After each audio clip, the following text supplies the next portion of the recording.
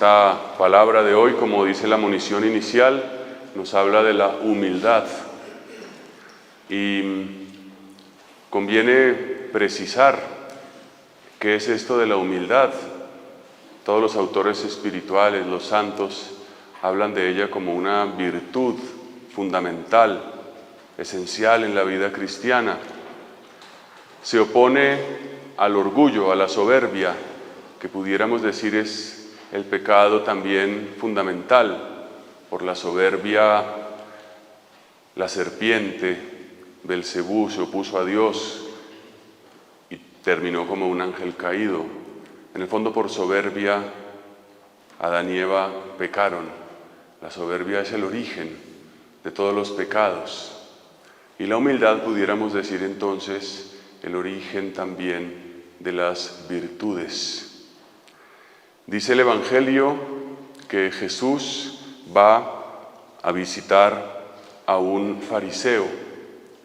Jesús se dejaba invitar también porque era un itinerante y tenía que alojarse en diversos lugares a medida que avanzaba su recorrido. Y estos fariseos le están espiando.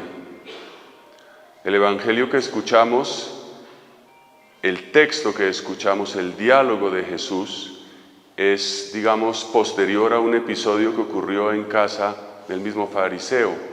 Es un sábado, día de descanso. La costumbre es amanecer, ir a la sinagoga, escuchar la palabra. Para muchos era un honor recibir, digamos, al predicador en su casa después de la liturgia, como para el almuerzo, para continuar la reflexión, la profundización de lo que se venía meditando. El Evangelio dice que Jesús allí curó en casa de este fariseo a un hidrópico, a un enfermo, y que todos lo estaban espiando porque curaba en sábado. Y Jesús les dice: ustedes en sábado sacan un animal de su ganado del pozo o de la zanja, pero les parece un escándalo que yo cure en sábado. Es decir, ¿qué es lo más importante, amar o cumplir una norma? Así que esto que dice Jesús sobre la humildad tenía un cierto precedente en lo que ya había sucedido, ¿no? Quizás una cierta tensión entre Jesús y estos que lo están acechando, aunque aparentemente lo invitan, pero con un propósito, digamos, malvado.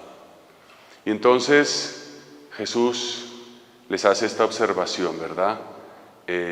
Notando que la gente buscaba los primeros puestos, les dice: no busques el primer puesto. Y esto es bien interesante porque me parece que pareciera que la humildad la relaciona con un lugar, con una manera de situarse, con una búsqueda de un puesto, de un sitio, de una ubicación en el espacio. Y es interesante porque justamente la palabra humildad viene de humus.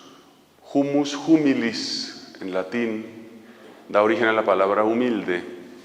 Humus es la tierra. Es decir, el humilde es el que tiene una relación con la tierra. Pudiéramos decir el que tiene los pies en la tierra. El que está ubicado.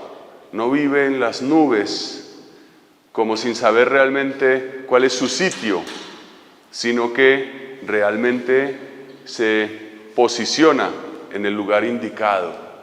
O sea que es interesante esa relación de la humildad con el lugar, porque entonces significa también, el lugar es una especie de referencia, ¿verdad? Estoy aquí, si busco el primer puesto, estoy buscando relacionarme con los demás de un modo. O sea, el que es humilde es el que vive en la realidad, el que sabe quién es. Decía Santa Teresa: para mí la humildad no es otra cosa que andar en la verdad. Y pudiéramos decir que el soberbio o el arrogante es el que vive en otro mundo, ¿no? El que dice: usted no sabe quién soy yo, y piensa que todos deben estar en función de él. Santo Tomás de Aquino decía que la soberbia es un exceso, un falso amor propio, y pensar que todo el mundo debe girar alrededor mío. Entonces, qué bueno que hoy pensemos la humildad en eso, en esa perspectiva, ¿no? La humildad no es una pusilanimidad, no es un apocamiento, no es hacerme el pobrecito yo, porque también si mi lugar es el de autoridad, pues lo debo pedir. O sea, un padre de familia que no ejerce la autoridad en su casa con sus hijos, no tiene el lugar que le corresponde. Entonces le faltaría humildad. A veces ejercer la autoridad y decir no es humildad. La humildad no es un apocamiento para que nadie piense que me creo mucho. Es tener el lugar que me corresponde. Entonces cuando Jesús hace la corrección es, la gente busca el primer lugar que no le corresponde. A alguien le corresponderá. Y esto es importante porque más allá de un sitio físico también es ¿cómo me sitúo yo? Por ejemplo, frente a los demás, frente a mi familia, frente a los amigos, ¿no? Porque yo me puedo situar, puedo estar muy calladito, puedo no decir nada, pero puedo estar juzgando a todo el mundo. Y, ay, pero cómo se vistió de feo, pero ¿por qué dijo eso? Ay, pero, y yo no digo nada, no soy una mansa palomita. Pero me sitúo por encima de todos, me creo con derecho de juzgar a todos. Es una manera de situarme. ¿Y qué dice Jesús? Que el cristiano no busca el primer puesto, busca el puesto que le corresponde. Y el puesto que le corresponde es el que le enseñó Cristo, que es el de siervo. Cristo, ese es el puesto que ocupó. Ir a la muerte, el del amor en el fondo, el del amor, el de donarse. Y pienso que esto en primer lugar nos puede dar una pista. Y Jesús continúa y da otra pista, ya no desde el punto de vista del espacio, diría yo, o desde el punto de vista de cuando me invitan, sino desde el punto de vista quizás del tiempo y desde el punto de vista de yo como anfitrión. Cuando des una fiesta, no invites al que te puede pagar, al que te puede corresponder, ¿no? A mí esto me impresiona, ¿no? Yo pienso en las reuniones mías, de mi familia, ¿a quién se invita? No, al que te hizo un favor, al que te ayudó. Hay como que pagar o esperar que te paguen. Y dice él, no